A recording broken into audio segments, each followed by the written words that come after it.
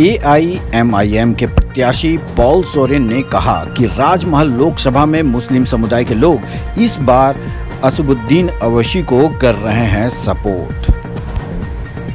देखिए, जो यहाँ पे क्षेत्रीय दल है उनके सामने हम लोग की जो चुनौती है वो वाकई में बड़ी चुनौती है। मगर हम लोग जो यहाँ पे आज आए हैं तो हम लोग सिर्फ किसी चुनौती को लेकर नहीं आए बल्कि लोगों की समस्याओं को लेकर आए हैं। आप देखेंगे कि क्षेत्रीय दल बहुत शुरू से यहाँ पे काम कर रहे थे, किसी न किसी मुद्दे पे बात करते थे, पर आम आदमी के मुद्दे पे लोग कभी बात नहीं करते थे। इस वक्त इलाके के जितने मुसलमान भाई बहन हैं वो सबसे ज़्यादा परेशान हैं। हम लोग हाल फिलहाल में कई जगह हमने दौरा किया, चाहे वो पाकुड़ हो, चाहे वो आपका उधवा हो, और वहाँ पे हमने जो पाया वो ये पाया है कि मुसलमान आबादी जो है वो JMM से बहुत ज़्यादा परेशान है। और इस वक्त उन सब का हमको बहुत ज़ोरदार सपोर्ट देखने को मिला और कहीं ना कहीं पूरे मुसलमान भाई बहन जो है MIM पार्टी को इस बार पुरजोर समर्थन दे रहे हैं। सर, अभी जैसे सबका कहना है कि त्रिकोणीय मुकाबला, लेकिन आप चौथे में हैं, आपको क्या लग रहा है? सर, हम चौथे में हैं तो ये जो मुकाबला होगा अब की बार चौतरफा मुकाबला होगा। त्रिकोणीय इसलिए कहा जा रहा है क्योंकि कोई भी पार्टी, अगर आप लोगों ने किसी भी बड़े नेता का इंटरव्यू देखा होगा, कोई भी हमारे सदर साहब बैरिस्टर ओवैसी साहब का नाम लेने से कतरा रहे अपने इंटरव्यू तक में। क्यों? क्योंकि उनको पता है कि जब वो उनका नाम लेंगे तो मीडिया में वो हाईलाइट होंगे। और वो एक ऐसे नेता हैं जो इस वक्त मुसलमानों के मुद्दे पे पार्लियामेंट में पुरजोर सवाल उठाते रहे। सर, आपका मुद्दा क्या है? सर, जैसा कि मैंने बताया, हमारा मुद्दा जो मेन है वो है आम जनता का मुद्दा। अगर आप देखें तो यहाँ पे स्कूल सिस्टम अच्छा नहीं है, उसके अंदर जो एजुकेशन जो बच्चों को मिलनी चाहिए वो अच्छा नहीं मिला। कोई भी सेंट्रल यूनिवर्सिटी आज तक हमारे पूरे लोकसभा क्षेत्र में नहीं बनी।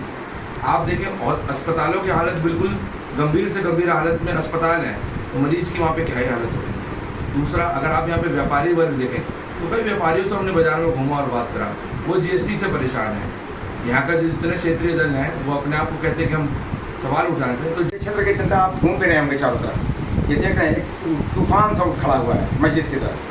विशेष रूप से अल्पसंख्यक समाज के लोगों, मुसलमानों, दलितों और आदिवासियों और तमाम पिछड़े वर्ग के लोगों, चूँकि आप देख रहे हैं कि इस राजमहल लोकसभा में गर्मी के मौसम में बरसात का दृश्य है, मंजर है। मूलभूत सुविधाओं से वंचित है ये इलाका, है भूख, भ्रष्टाचार, पलायन और बेरोजगारी हावी है।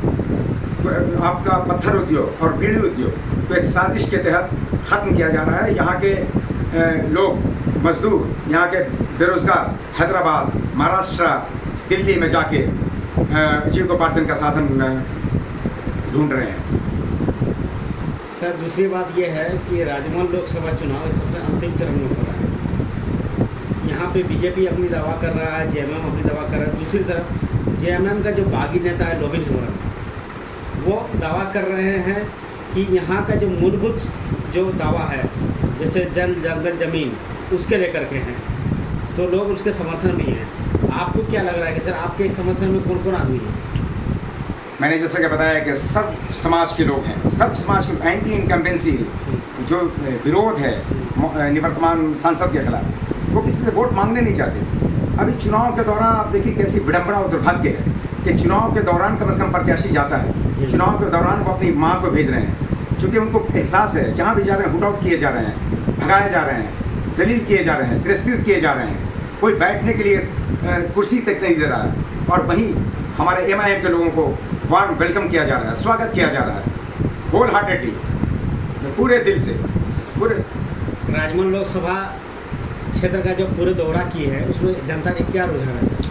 देखिए, जनता का रुझान MIM की तरफ है और इस बार हम लोग ऐतिहासिक मतों से जीतने जाते हैं कि सब जनता में ये लोग कन्फ्यूज़न क्रिएट कर रहे हैं, दिग्भ्रमित कर रहे हैं। क्या खासकर विशेष रूप से हमारे मुस्लिम समाज में वो कह रहे हैं कि नहीं भाजपा आ जाएगी, देश में सरकार बदलना है।